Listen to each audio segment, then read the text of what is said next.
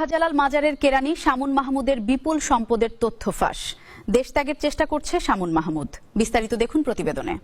সিলেটের পুণ্যভূমি হজরত শাহজালাল রহমতুল্লাহ আলাইহির মাজারের কেরানি শামুন মাহমুদ খানের বিরুদ্ধে বিপুল অবৈধ সম্পদ অর্জনের তথ্য ফাঁস হয়েছে।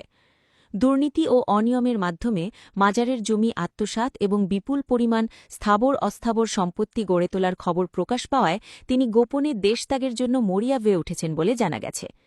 একটি নির্ভরযোগ্য সূত্র জানিয়েছে, সোমবার সকালে তিনি সিলেট শহরের বাসা থেকে বের হয়ে নিজস্ব গাড়ি নিয়ে বিমানবন্দরের উদ্দেশ্যে রওনা হয়েছেন।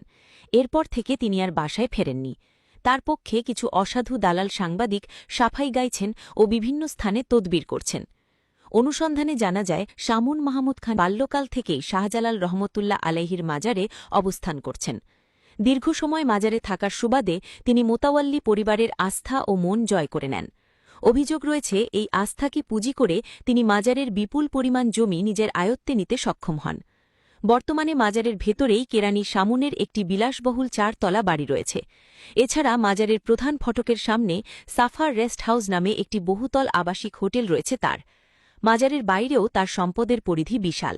সিলেটের সাহেবের বাজার এলাকায় প্রায় 2 কোটি টাকা মূল্যের জমি এবং বাদামবাগিছা বাজারে 32 শতক জমির ওপর একটি স্থায়ী স্থাপনা রয়েছে তার। শুধু সিলেটেই নয়, সুনামগঞ্জের ছাতক উপজেলায় তার নিজ জন্মস্থান এবং রাজধানী ঢাকাতেও তার নামে বেনামে প্রচুর সম্পদ রয়েছে বলে জানা গেছে।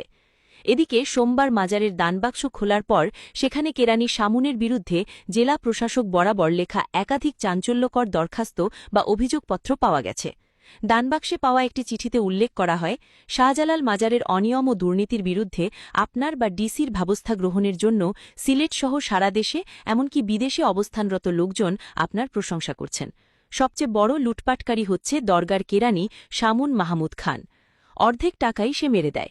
সে কেরানি হয়েও বড়াই করে বলে সে নাকি খাদিম, যা সম্পূর্ণ মিথ্যা। 7ম শ্রেণী পর্যন্ত পড়াশোনা করা শামুন দরগার জায়গায় বাড়ি ও দোকানপাট করেছে। এই সমস্ত জায়গা উদ্ধার করা একান্ত প্রয়োজন। তাকে নিয়ে এখন চারদিকে আলোচনা হচ্ছে, সেই মূল হোতা। একজন সাধারণ কেরানি হয়েও 7ম শ্রেণী পাস শামুন মাহমুদ খান কিভাবে এত কোটি কোটি টাকার মালিক হলেন তা নিয়ে সিলেটের সচেতন মহলে তীব্র ক্ষোভ ও চাঞ্চল্যের সৃষ্টি হয়েছে। মাজারের পবিত্রতা রক্ষা এবং এর সম্পত্তি রক্ষার্থে অনতিবিলম্বে সরকারিভাবে তদন্ত শুরু করার জন্য স্থানীয় জনতা ও মাজারের শুভাকাঙ্ক্ষীরা প্রশাসনের প্রতি জোর দাবি জানিয়েছেন।